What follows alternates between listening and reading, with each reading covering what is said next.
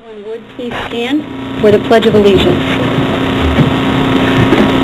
I pledge allegiance to the flag of the United States of America and to the republic for which it stands, one nation, under God, indivisible, with liberty and justice for all. I pledge allegiance to the flag of Michigan and to the state for which it stands, to the beautiful peninsulas, united by a rigid steel, where equal opportunity and justice to all is our ideal.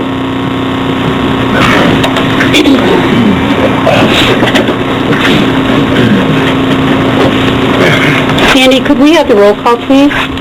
Councilmember Malama? Here. Shippers? Here. Bowman? Here. Stevens? Here. Mayor Falk? Here. Okay, the first thing we have on our agenda is to approve the agenda for this evening as presented.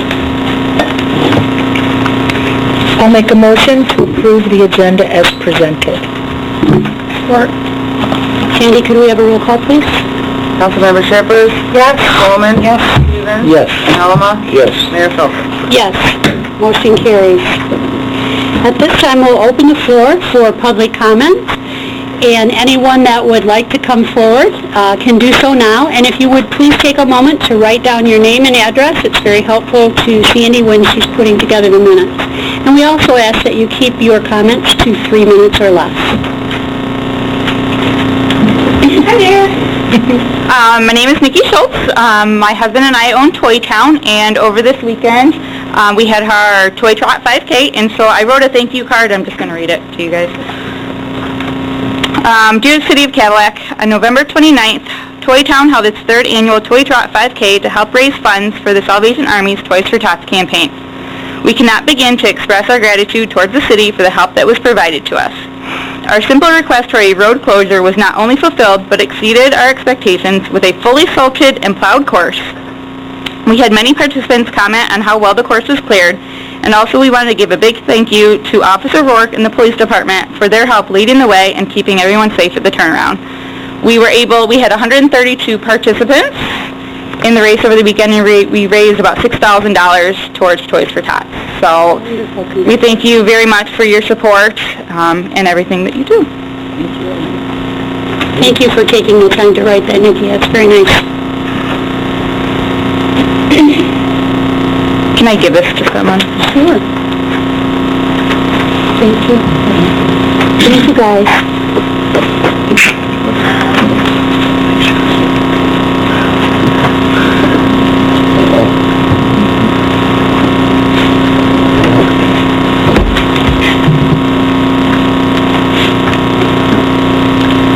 I'm Harry Yockman from Boone, and this makes my 11th year of entertainment.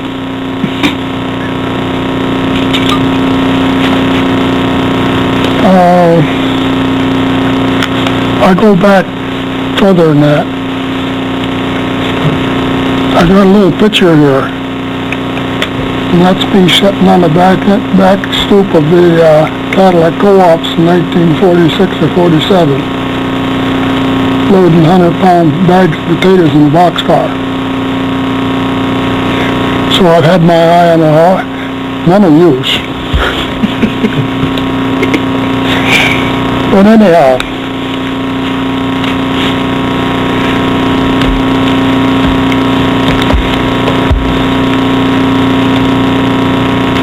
I was going to give you a little sermon on, 3-minute sermon on history.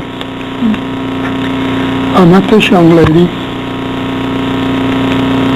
with the Ku Klux Klan, and Bill Barnett led the charge.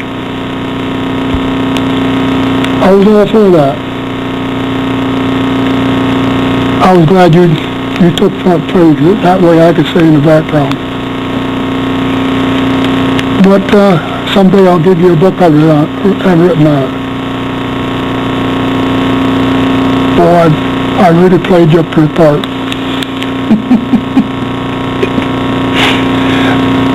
And I was gone for a few years, now and then. I worked out of town. And then in I think it was 203, I was back here watching the county, or the county and the city full-time. And what got me interested in the city full-time was that email of Matt Whetstone of J. Thibault. I haven't missed a meeting since then. I missed the last meeting because I was snowed in. It seems like we stopped most of the snow out there in those range of hills in Boone. But anyhow, you know, the people out in the townships, they kind of live kind of a provincial life, you know. But when they want to go somewhere, they normally, you know where they normally go? They go to town. So the better town we got to go to, the better I see it. And I've been kind of unhappy the last couple of years. 8 or 10 years here now. And it has been very good. So I think a lot of people should just step back and I'm talking about should do. And there'll be more elections. At least I'm sure there will be. I've attended a lot of them. There was a lot of history on the elections for Cadillac and the county. The only guy that scares me is Mike.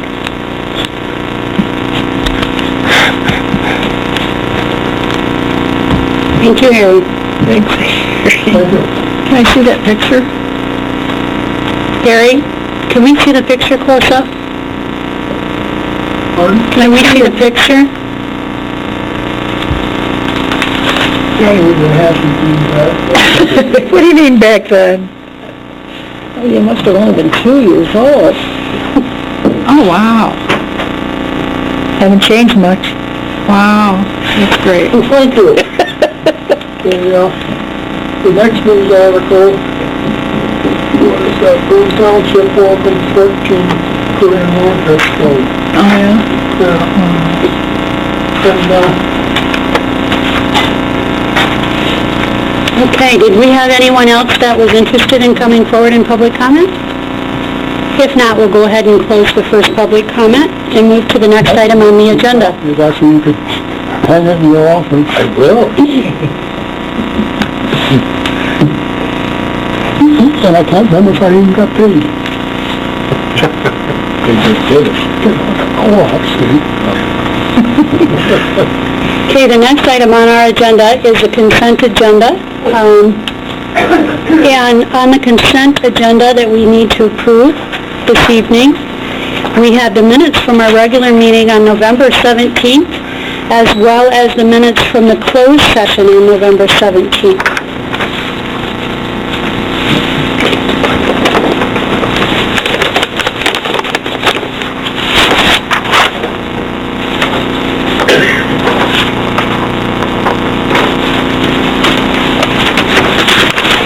Make a motion to approve the consent agenda as presented. Support? Sandy, could we have the roll call, please? Councilmember Spelman. Yes. Stevens. Yes. Alma. Yes. Shippers. Yes? Mayor Phillips. Yes. Motion carries.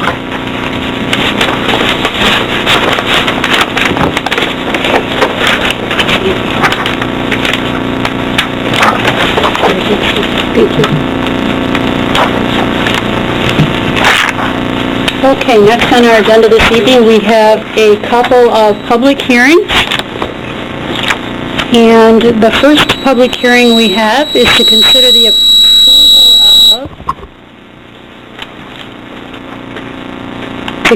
the approval of a request from Spencer Plastics, Inc. for an industrial facilities tax exemption certificate in the amount of $467,426. Thank you, Mayor, members of the City Council. At our last meeting, when this was introduced, we did not have the information regarding any new jobs being created. Since then, we did find out that this will, in fact, include the addition of one position. I also believe that there's currently approximately 20 full-time positions at Spencer Plastics that this will help retain as well. But I was able to verify the addition of a new position as a part of this IFT for new equipment and a building addition. All right, at this time, we'll open the floor for any public comment as it relates to this hearing.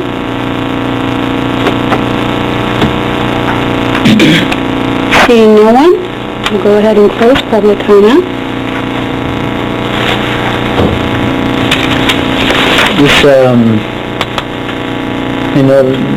this one's, they're all exciting when they come in. This one's nice in the fact that this is a new business more recently in the Cadillac. It's nice to see them investing not only the equipment, but adding on to the building. That usually is a good sign that they're going to be here to stay for a while. And I would like to approve, or make a motion to approve the resolution number 2014-3081, and to approve the request from Spencer Plastics Incorporated for an industrial facilities tax exemption certificate in the amount of $467,426. Support. Sandy, can we have a roll call, please? Councilmember Stevens? Yes. Alma? Yes. Shippers? Yes. Coleman? Yes. Mayor Schultz? Yes. Motion carries. That then brings us to the second public hearing this evening, and this is to consider the approval of a request from Avon Automotive for an industrial facilities tax exemption certificate in the amount of $1,330,565. Thank you, Mayor, members of the City Council. Just to recap, as introduced in our last meeting, this IFT will assist in the acquisition of new equipment that will help keep them competitive within the automotive industry and will assist in the retention of 492 positions.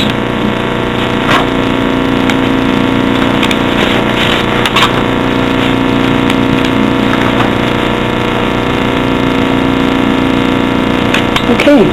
At this time, we'll open the floor. If anyone would like to come forward in regards to this public hearing.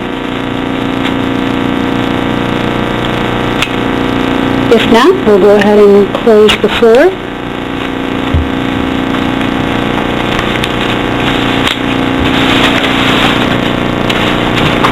Can you see me how many, oh no, sorry, it's on 492 existing jobs. I just was looking at the number of existing jobs, 492. Okay. And no new jobs are created through this?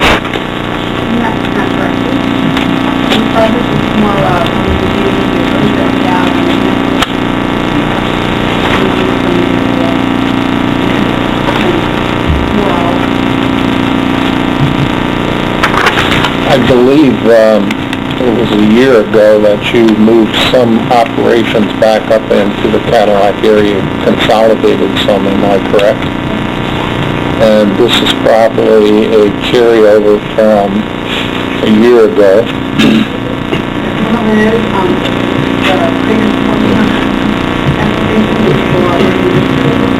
Yes.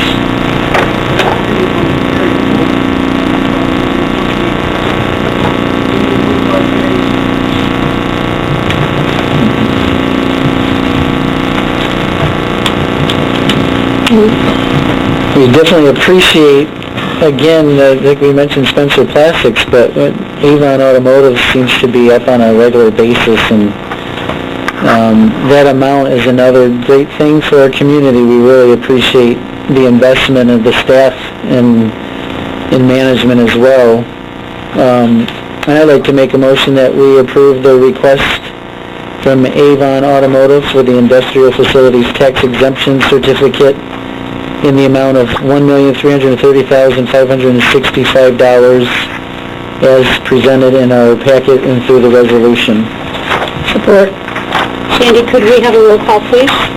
Councilmember Malama? Yes. Shippers? Yes. Spelman? Yes. Stevens? Yes. Mayor Phil? Yes. Motion carries. Thank you. Okay, the next thing we have on the agenda this evening are some appointments. Sandy? Actually, there's two potential reappointments to the LDFA. The first one is being recommended that Steve Frisbee be reappointed to an additional 4-year term. His original appointment date was 12/1 of 1990.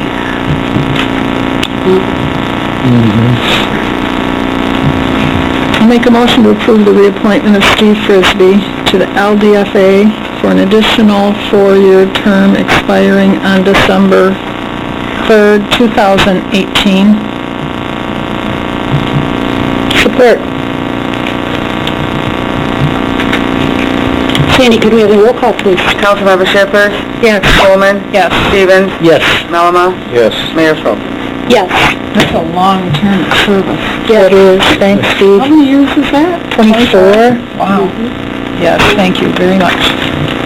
The next is a reappointment of Dennis Benson, also to the LDFA. His original appointment date was 2/8 of 2008.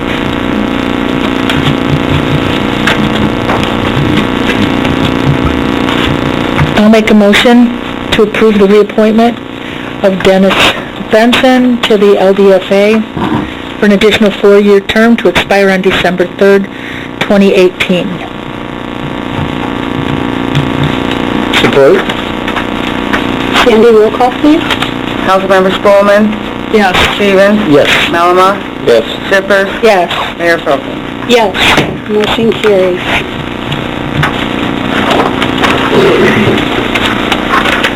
It's a good time to remind everyone out there about the opportunity to volunteer.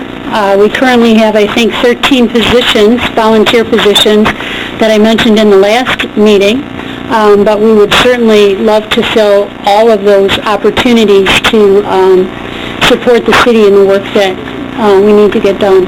So if you're interested or know anyone that's interested, certainly let us know or them know that, and bring the two together.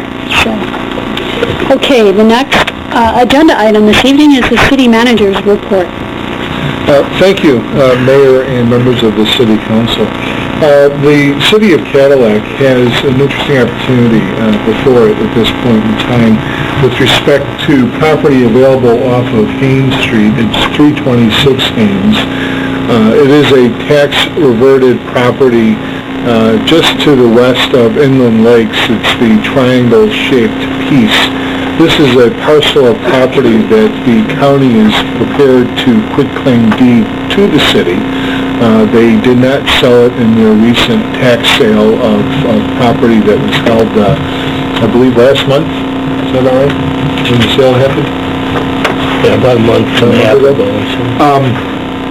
The city does not need to take any formal action. If we take no formal action, the property will simply revert to us. This property poses some interesting questions for us. One, is this something that we think would be beneficial to our community to have within our stock of property? As you can see from its location, it is adjacent to the Clam River Greenway, and one might think that perhaps it could be developed into some form of a staging area or a park area or some other natural setting that could complement the Greenway itself. With respect to it being developed as a commercial property or development, given the fact that it didn't sell and that Inland Lakes didn't make any move on it, I think is rather telling that it's not a property that would be ripe for a commercial type development. It's also rather small and awkwardly sized. But there are some concerns. There's potential contamination issues. The city would need to perform a baseline environmental survey of the parcel as a way of working with the state of Michigan and essentially, and Mike might correct me if I'm using the wrong terminology here, trying to exempt ourselves from any kind of environmental liability.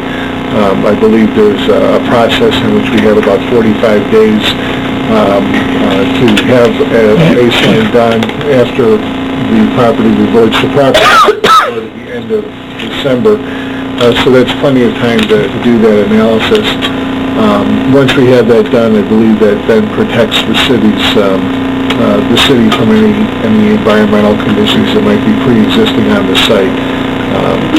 So the conversation, if you will, that I'm trying to set up for the city council this evening is whether or not council believes that this is a parcel that we should basically just accept from the county. If there are some compelling reasons as to why we wouldn't want to accept this, we can reject it. Otherwise, like I said, it automatically would transfer in. You know, as I mentioned, the location of the property adjacent to the Clam River Greenway really, for me at least, being a strong selling factor for future planning. I think part of the key to that is future planning.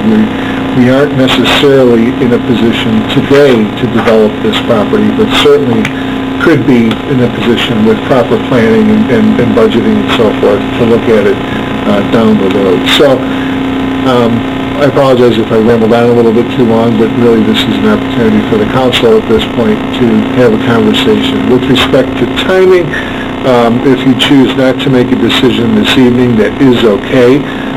I would request that one is made at our next meeting this month that still is before the end of the month and before our time frame with needing to get back to the county should the decision be to reject it. I think it gives us a wonderful opportunity to extend our park or staging areas for the White Pine Trail further out to Castle Field, because right now it sort of ends at Sound Garden. So that would extend it a little bit. If I may also just quickly say, in your packets, Jerry did a very good job in putting together a lot of the background about the zoning, about the surrounding area. Jerry, is there something you'd like to draw attention to specifically? Well, I think you covered it. Okay. But there's a lot of good backup information in the packet on the nature of the property itself that I didn't necessarily speak to. Is it more of a precaution about the contamination, or is there reason to believe that there was something on there, or is it just mainly a normal stuff? All of the above, to be honest with you, council member. We do believe there's probably some contamination on the site, just given its proximity to the other industrial uses that are in that area. It's a very industrial area. In addition to that, if we don't move forward with conducting a baseline environmental survey, then we basically could lose some protection should there actually be something there, and should the city look at developing this property, we would be most likely liable or responsible for it. And so, as I understand it, if we take a more conservative approach, conduct a baseline analysis, even if there's something there that is discovered, because it's being noted, it's the time in which we're really not the property owners, it then protects us from being liable ourselves from having to clean it up. That's my general understanding. So then who cleaned it up? I'm not sure if they're able to find the original property owners, or if it's... do you know how that works, Jerry? I mean, they would attempt to, if there was a requirement for a cleanup at some point in time, they would attempt to find, down the chain, so to speak, a principal responsible party and, force the cleanup there. Whether that'll ever happen or not, who knows? And it's possible it may be clean. We have made contact with the DEQ. They're doing some research right now for us as well. So, but if we go through the process, then as Marcus mentioned, it just, removes that liability basically from us. think sometimes they can determine, I may be wrong, but I doubt it, sometimes they can determine what is there and trace it back to the source, to, if it wasn't the property owner, they can see who's using what in the area and find that. They're pretty good with that, the DEQ, or MDNR, DNR, whatever they call it today. This is a piece of property that I've had my eyes on for a really long time. Just wanted to let the council know that.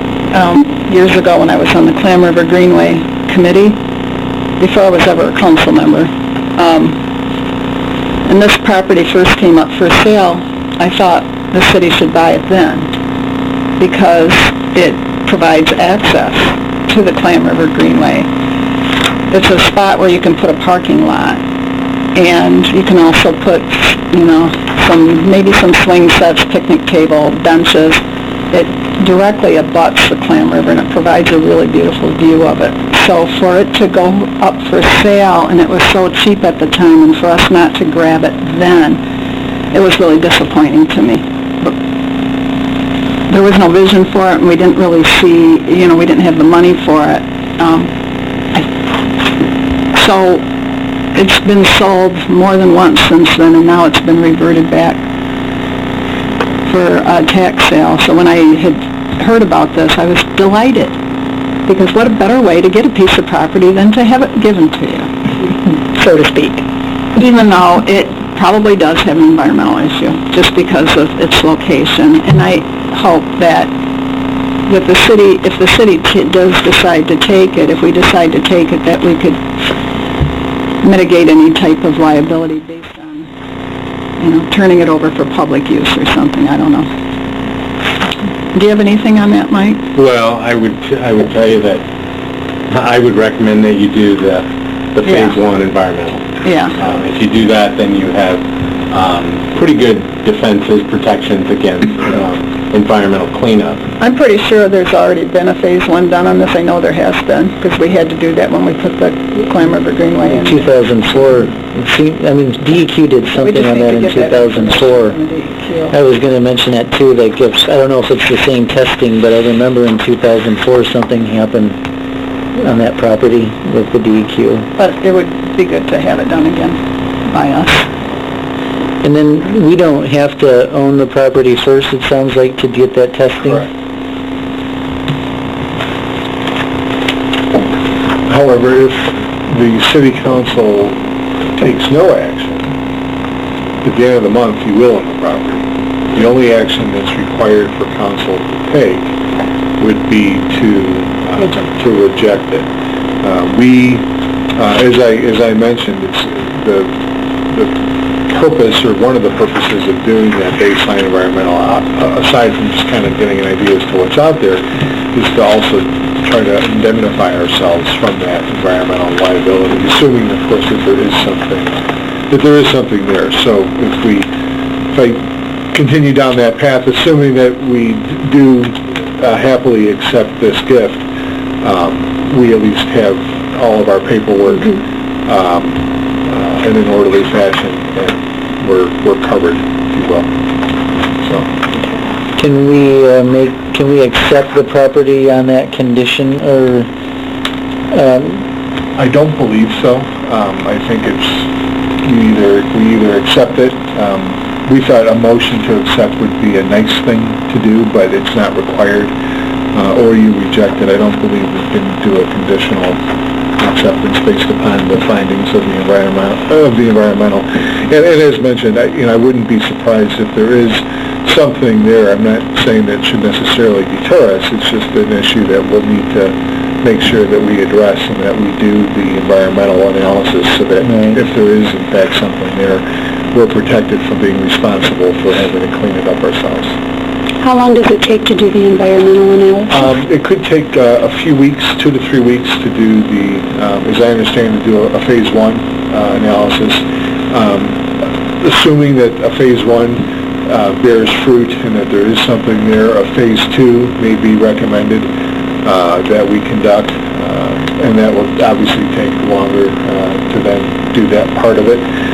But my understanding from what the DEQ requires in order to protect the city's interests or liability interests here. It's simply just a Phase 1, and the Phase 1 needs to be completed and presumably submitted within 45 days of accepting the property. So there should be plenty of time for us to get that work done before the 45-day clock ends, if you assume that it starts at the end of this month. So, I was mistaken when I said that I think a Phase 1's already been done. We did it on the other side of the river along those parcels that were deeded over to us, for the access there, or to build on. So do we see any, I'm comfortable in just accepting it now. Anybody see any issues with that? no? As long as you have the 45 days. Sounds like that. Again, and Jerry, please correct me if I'm wrong, but the 45-day clock starts upon the date that the property is deeded over, or the closing. Right. Of the property to the city, and so... So it's not from today. Correct, it's not Saturday. Jerry, I was late getting my packet, as you know. Do you have any history on that, what was on there or anything? I haven't gone through all your material, so... Yeah, there's some ideas, but again, the DEQ is doing they're looking through their files as well. Yeah. And basically the process is to essentially limit or protect us from liability. Even if it's contaminated, if we go through the process, hopefully, then, our liability is limited. That's why we would want to go through the process. And hopefully that, we'll find that there aren't any significant issues, but we won't know that until some testing is done. That could impact any future use of the property. That's, at a minimum, it'd stay as a green space. Yeah. But if we wanted to utilize it for purposes that involve people, then, it might have to be brought up to a certain level at some point in time in the future. Maybe not. I'll make a motion to have the property transferred to the city as provided for by the attached communication and quitclaim deed. Support? Sandy, could we have a roll call, please? Councilmember Malama? Yes. Shippers? Yes. Coleman? Yes. Stevens? Yes. Mayor Filkins? Yes. Motion carries. Thank you, Mayor and members of the City Council. The next communication was a handout that was left at your places. This is with respect to the underbody scraper bid that we had received, sealed bids for. 3 bids were received for an underbody scraper. The recommendation is for the scraper bid to be awarded to Truck and Trailer Specialties, Inc., for the amount of $9,732. Funds for this are in the stores and garage fund, and they were the lowest bidder. So what was the difference between Heights Machinery's bids? I do not know. I'd have to ask either Owen. I see that neither one of them met the specifications, but That's what I was gonna... Do you know why the specs weren't met on that one? I didn't read the specs, but they definitely didn't meet it. They didn't specifically say to me what they were, but they didn't. They thought the best option was the truck and trailer specialty. We can get you the additional specs if you'd like to see it. I don't think we need to see it because the other one's lower, but it would be nice to have the answer to that question. We can get that. I'll make a motion to award the contract for the purchase of an underbody scraper to Truck and Trailer Specialties of Boyne Falls, Michigan, in the amount of $9,732. Support? Sandy, could we have a roll call, please? Councilmember Shippers? Yes. Coleman? Yes. Stevens? Yes. Malama? Yes. Mayor Filkins? Yes. Motion carries. Thank you, This next item is with respect to a channel monster. We had some interesting dialogue. I bet you did. As Jeff was trying to explain what it is that we needed. At first he called it a muffin monster, and then it became called a channel monster. Is that right? A muffin monster's in a pipe and a channel monster's in the channel. Okay. So, You should have known that. I'm gonna, if it's okay with that, I'm gonna actually ask Jeff to try to explain what this piece of equipment is and then make the recommendation. At the headworks of the plant, at the headworks of the wastewater treatment plant, where all the sewage comes in, debris of various sizes come in that could clog up the pipes or the pumps. What we have is a machine which we call a channel monster, which is just a big old sewer grinder, and it just takes this debris of different sizes and chops it up into little tiny pieces.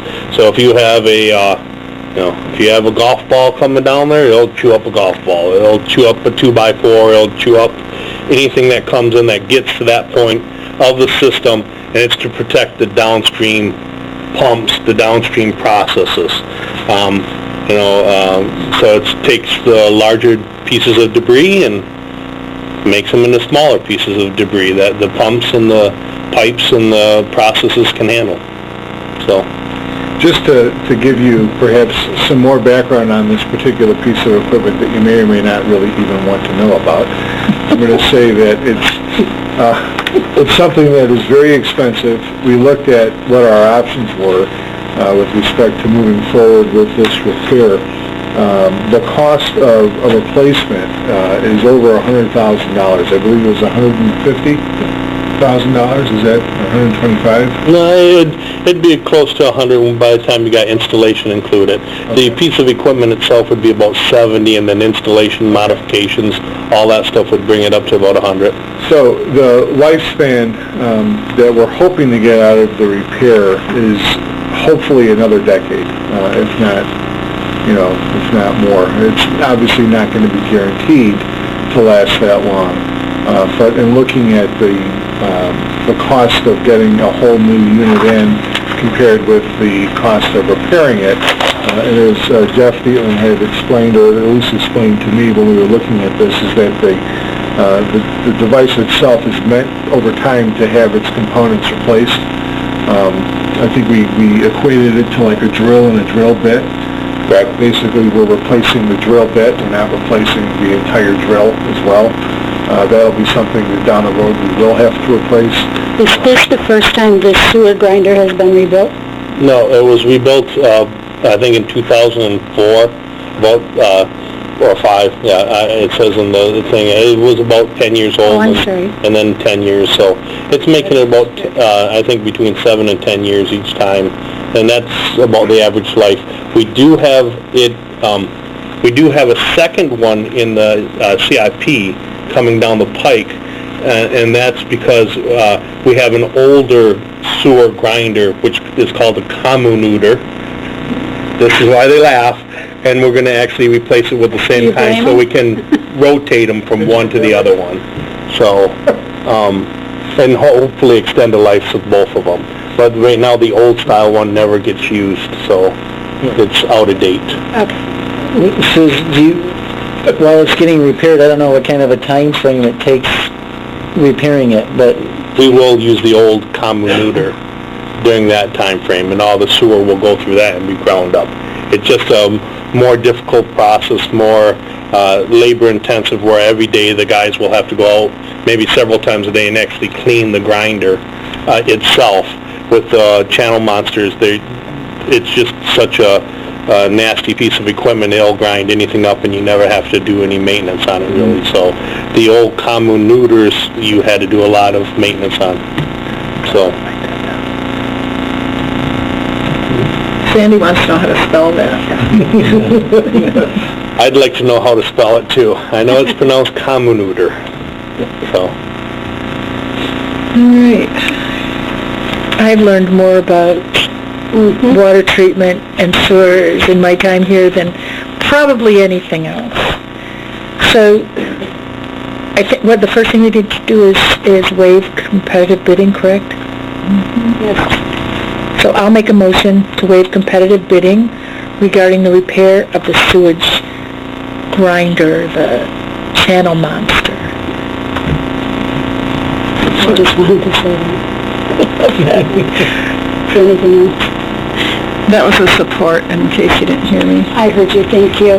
Sandy, could we have a roll call, please? Councilmember Spolman? Yes. Stevens? Yes. Alma? Yes. Zippers? Yes, Mayor Folkins? Yes. Motion carries.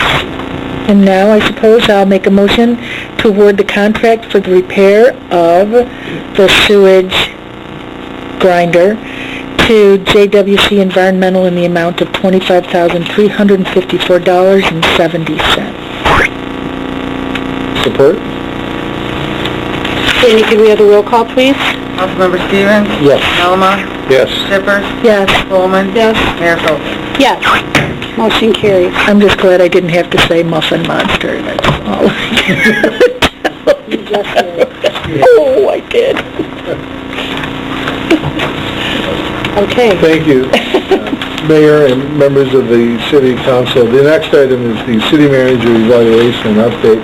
I would like to introduce, I think publicly perhaps for the first time, Todd Keyway, our Human Resources Generalist, working full-time for the city. Welcome to a City Council meeting. I do. And I believe the floor is now yours. Yeah, Todd, yeah, you have to go to the podium. So. You don't have to write down your name and address, though. We'll know where to find you. Well, good evening. Thank you for having me here tonight. I've been working with the mayor to update the 2014 city manager's evaluation process, and we have come up with a 360 degree feedback evaluation that is being recommended. We have a timeline in place. I don't know if the mayor has been able to share that with you. Nope, I just got it, so Okay. I can do that. Okay. And with the 360, we're looking at having evaluators from the community to help us out that we've identified, and we'll be making contact with them. And also his direct reports, many of which are here tonight. Himself, the city manager, would be doing the self-evaluation portion, and then of course the supervisors, the council. So that would comprise the 360. We are going to make it easy for the community stakeholders and the direct reports going to utilize an online service. I won't state the name just so we're not sponsoring anybody here, but utilize that service so that we can get the responses back hopefully quickly, and it should be for the ease of use for those users. And then after that information is compiled, we'll come back to, or the mayor will come back to the council and talk over the results. And at that time, then the council would be given their formal evaluation forms to fill out. And then eventually a meeting with the city manager where he would be presented his evaluation and talk over any subjects he may need, concerns, whatever they be, and then a formal report, a final report to the council. So all this is looking to take place from today, even moving forward this week, into January 19th is when we've targeted for the final report summary that will be given to City Council. And I'd also like to weigh in, if that's all right with you, Todd. Yeah. As we were thinking about having to do the evaluation this year, I think I've been able to talk to every one of the council members, and there have been some really good suggestions on how we can get that better feedback from key stakeholders in the community, as well as the direct reports, and a couple of other people that work for the city that work with Marcus a lot, but aren't necessarily a direct report. And once we get that information back, Marcus did just complete an employee satisfaction survey, so that will all come back to us as well, along with the 360 information that will go out to the key stakeholders in the community, which were picked randomly, but to be, we requested a list of people in the community from Marcus, and then just chose somebody from, the DDA, from manufacturing, from try to get in all the areas. And we'll get that feedback back, and then Todd will compile that information, and it will come to us.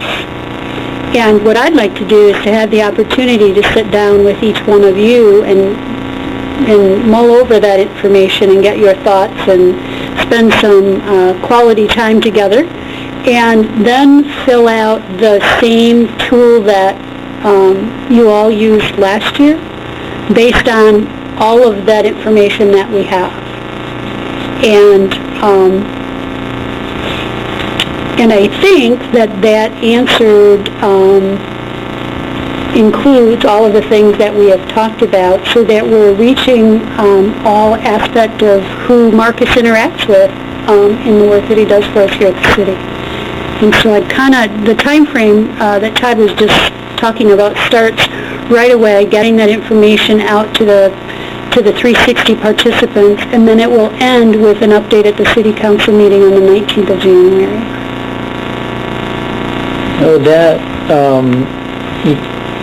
To make clear on the evaluation, so there was one done by the employees, and then there's going to be one done by some of the department heads? No, the employee satisfaction survey that was done was something that Marcus did based off of our work in the retreat this fall with Mary. And so because of concerns that we all have kind of voiced, we wanted to get a feel for, or he needed to get a feel for in the organization based on some, pointed questions that Mary helped him with. We did the employee satisfaction survey. So he and the managers within, or the department heads are all going to work with that material already. They're already working with that feedback. But I'd like to share that feedback with all of you too, so that you have that as well as the 360 feedback and then our discussions. Because I think it's important to have all of that. And then the 360 feedback covers, the employees will be doing this? No, the 360 is going to include all of Marcus's direct reports, as well as a couple of other people that have a lot of interaction with Marcus on a regular basis, not necessarily department heads.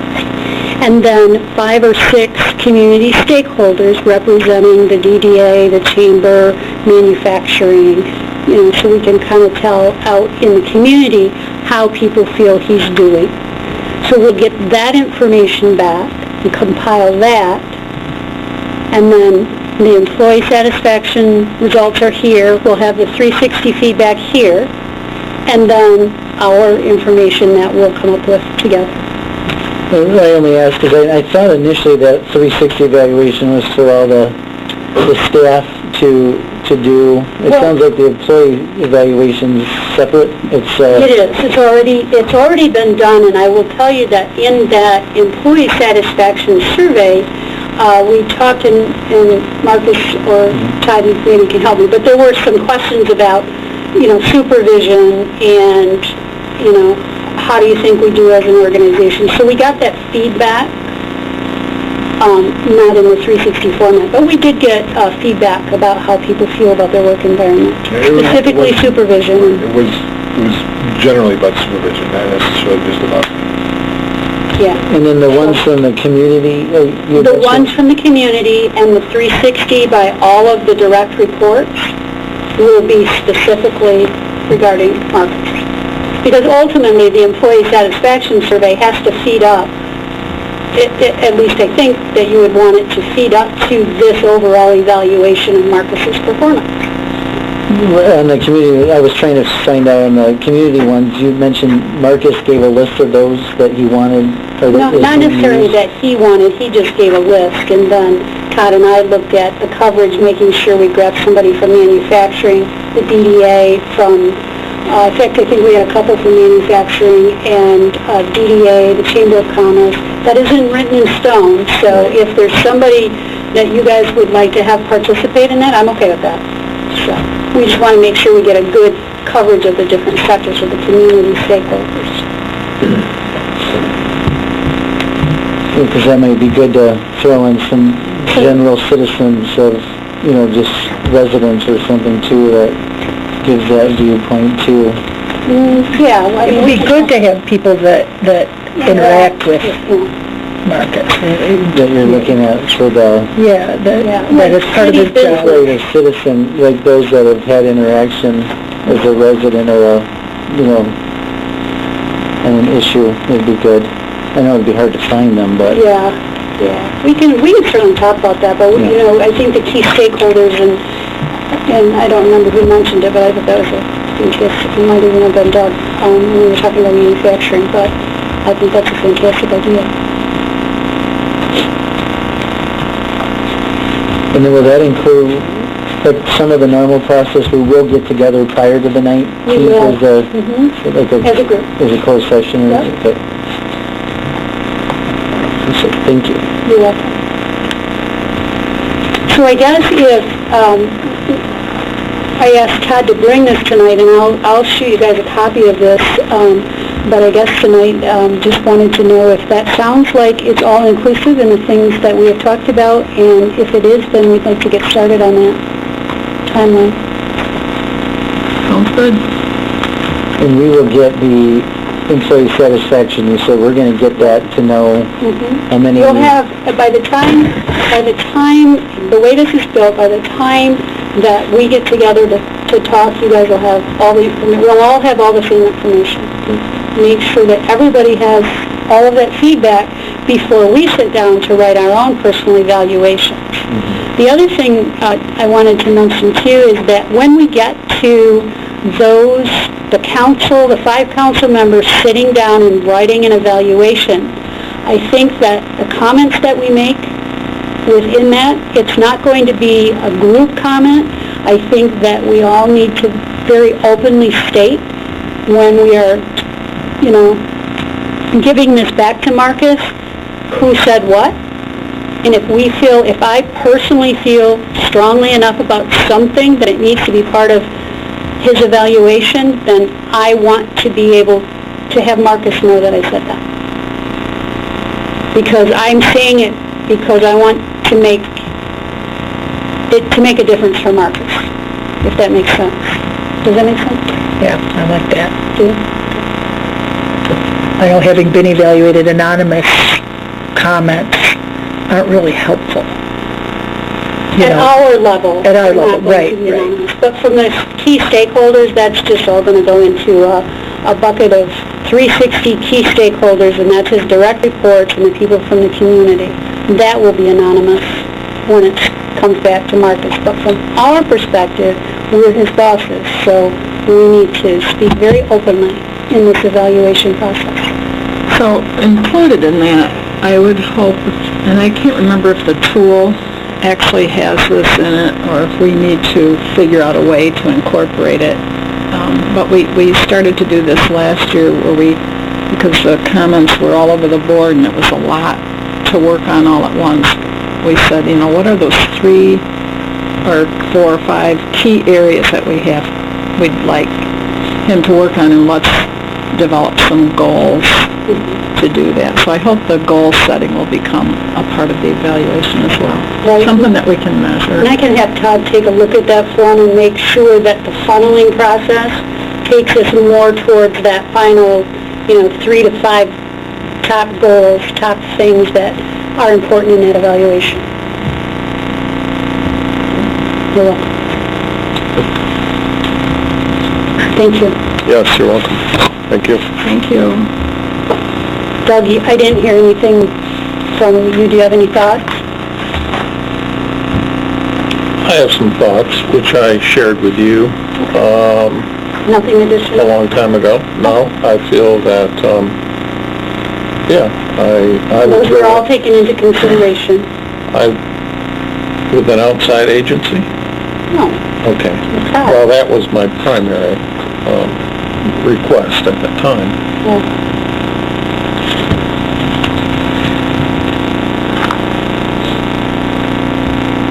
Okay. So, moving on in the agenda then, we have the minutes of boards and commissions, and I don't think we have any this evening, do we? So, we'll go past that, and at this time, we'll open the floor for public comment. Again, if you would write down your name and address, and limit it to 3 minutes, it would be greatly appreciated. Seeing no one, we'll go ahead and close public comment, and at this time, we'll have good of the order.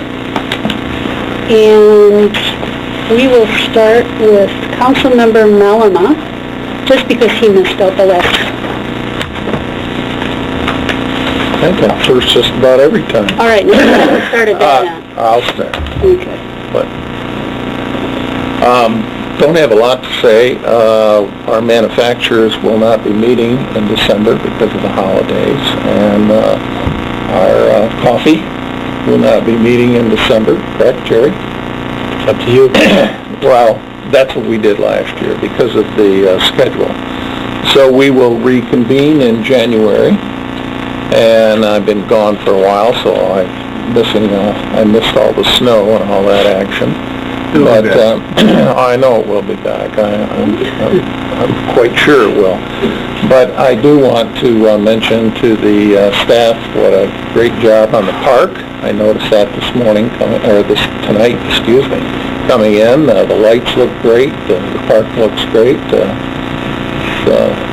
Getting into the holiday season. So, good job. Okay, Councilmember Shippers. I don't have a lot to say. I hope everyone had a lovely holiday and got to spend time with their families. When my family came back, when my oldest daughter and her family came up from Tennessee, first thing they did was put on their snow gear and go sledding down Diggins Hill. And my little grandson, who's 7, Virgil, he came in with his face just so lit up and excited. It was like 70 in Tennessee. And he says, "Mama, I just love Cadillac." And I concur. I would also like to thank the folks lately in the grocery store. I've had several people that have stopped me and acknowledged how difficult this past several weeks have been, and actually said thank you for doing the job that we're doing here. You have no idea how much that means. We hear from people that aren't very happy. Most of those people won't sign what they send us. But if you're unhappy too, you could say something to me in Myers. I just really appreciate that. Largely, this is pretty thankless up here. And so, those of you who said something, thanks. Councilmember Stevens. I was going to echo about the parks. It was nice seeing so many people. And on Saturday night, noticing people taking pictures next to the shade. There was like a line with the lights the way it is. They were waiting to take pictures, and you could see the park, all the footprints all through that people had been active in it. And a lot of comments, if Bruce and Tara, to the street department, those quick snows, a lot of good positive comments about the streets and how well they're done, as well as the, especially with the issue with the snow removal, that the plowing, the sidewalk plow, there was people calling happy about seeing that out and how fast it was out. Thank you to the staff for that. I know especially when it happens during holidays, we kind of forget sometimes that while we're on holidays doing stuff, the staff's getting called in away from their family. And so that is appreciated as well. And I think that's about it. Thank you. Councilmember Spillman. Yeah, I don't have much either. It's been a holiday time, and it was really a nice break. It's so nice to see families come home to the community, too. You know, you go into a restaurant or a bar, a place to eat, and families are gathering, and it's a lot of fun to see the young kids come back that are now young adults and their families. And, you know, it's a nice season to really reflect on how rich we are and how much we really do have. I love Thanksgiving for that. And I would like to say happy birthday to Mayor Filkins. Today is her birthday and she's working. We're at a city council meeting. So happy birthday. First. We wouldn't could have seen how old are you, but... Don't worry, I got you beat. Everybody in the world. Okay. Oh, no, you. Marcus? Thank you. Just want to make a quick announcement. I've just been informed that there's been an issue with the audio this evening for our live broadcast. We are able to capture the audio, but it's not going out over Charter, so... Do we have to do it again? Well, yes, we can rewind and start take two. We should be okay with respect to the replays. As I understand, there'll be audio on the replays by the way the technology works, but I do apologize, and it doesn't seem that they actually have the issue nailed down quite yet. So we hold up a sign that says, sorry, the audio will work. You certainly can. But I did want to mention also many kudos to our operations for getting the town cleared up and cleaned up. We were obviously nailed with some heavy snow in a very quick period of time. I also wanted to mention for the public, and certainly the public that will be perhaps seeing this on the replay, to get the phone number out there again. Our new snow hotline number of 231-779-7373 is a good way if you want to leave us a comment or a message of a concern. We encourage folks to utilize that. Certainly if there's some emergency, you need to call 911. It's not an emergency number. So, those are my comments. Okay. I wanted to remind everyone that tomorrow we do have a work session. It's a goal-setting session with the staff. And Marcus, the time of that again? 5 o'clock. At 5 o'clock. Okay.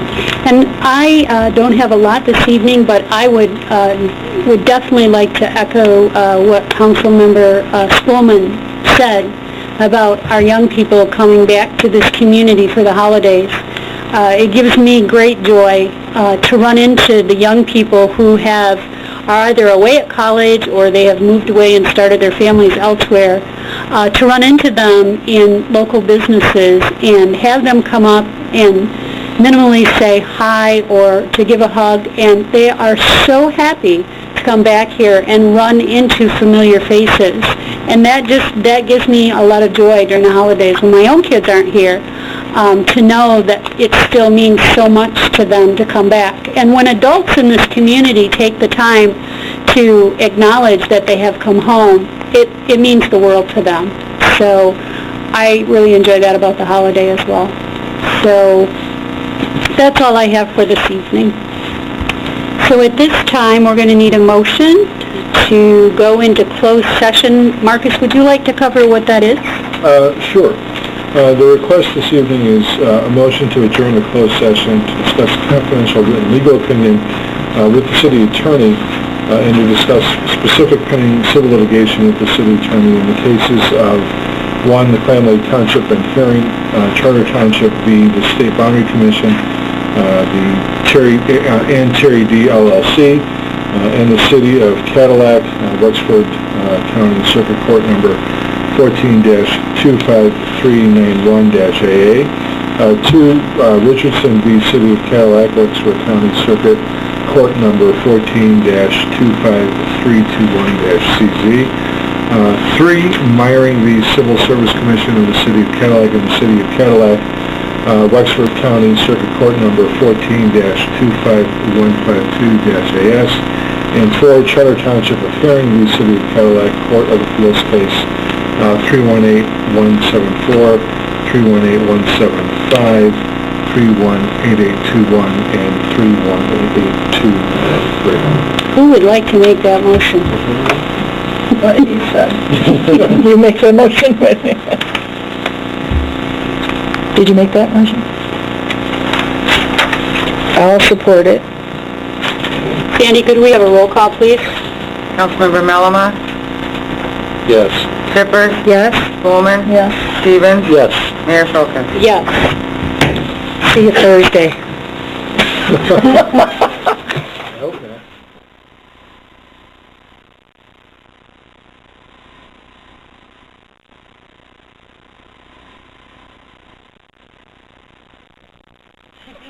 Someone make a motion. I'll make a motion to return to open session. Sandy, could we have a roll call, please? Councilmember Shippers, Yes. Bowman, Yes. Stevens, Yes. Melama, Yes. Mayor Folkins. Yes. And at this time, we'll go ahead and adjourn for the evening. Thank you. Good session, guys. She never watches this. She won't.